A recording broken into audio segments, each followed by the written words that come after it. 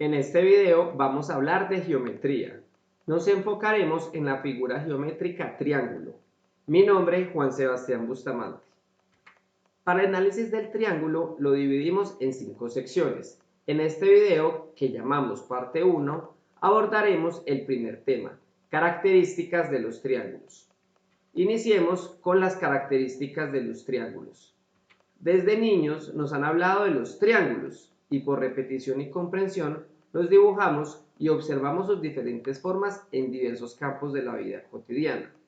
¿Alguna vez se ha puesto a pensar que un triángulo se forma cuando se unen tres líneas rectas? Revisemos cómo se hace. Tenemos la primera línea recta, la segunda y finalmente la tercera. Revisemos otra propiedad del triángulo. ¿Alguna vez se ha puesto a pensar que el triángulo tiene tres lados y tres ángulos internos? Recordemos que un lado es una línea que forma un polígono.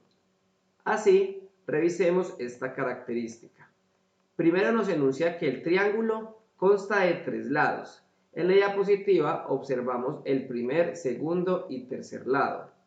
Segundo, nos enuncia que el triángulo tiene tres ángulos internos. Tenemos el primer ángulo, el segundo y el tercero. Y finalmente, analicemos otra propiedad del triángulo. ¿Alguna vez se ha puesto a pensar que un triángulo tiene tres vértices? Algunos se preguntarán, ¿pero qué es un vértice? Pues un vértice es un punto donde se unen dos lados. Entonces, tenemos un triángulo, pero ¿cuántos puntos hay donde se unen dos lados? Revisemos. Tenemos el primer vértice, el segundo vértice y el tercer vértice. Es decir, que un triángulo tiene tres vértices. En resumen, un triángulo se forma cuando se unen tres líneas rectas. El triángulo tiene tres lados y tres ángulos internos. Y un triángulo tiene tres vértices. Ahora ahondemos en el análisis de sus lados. Sabemos que un triángulo es un polígono de tres lados. El lado más largo se opone al ángulo más grande. Miremos qué quiere decir esto. Revisemos los tres ángulos. Ángulo 1, ángulo 2 y ángulo 3. Identificamos que este ángulo 3 es el ángulo más grande. En la diapositiva podemos observar esto que acabamos de decir. Y sabemos que se opone al lado más largo, es decir, que su opuesto es el lado más largo del triángulo. Con esto identificamos lo que acabamos de decir.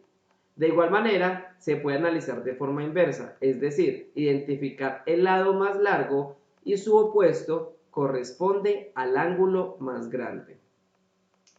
Ya estudiamos el lado más grande, ahora inspeccionemos el lado más corto.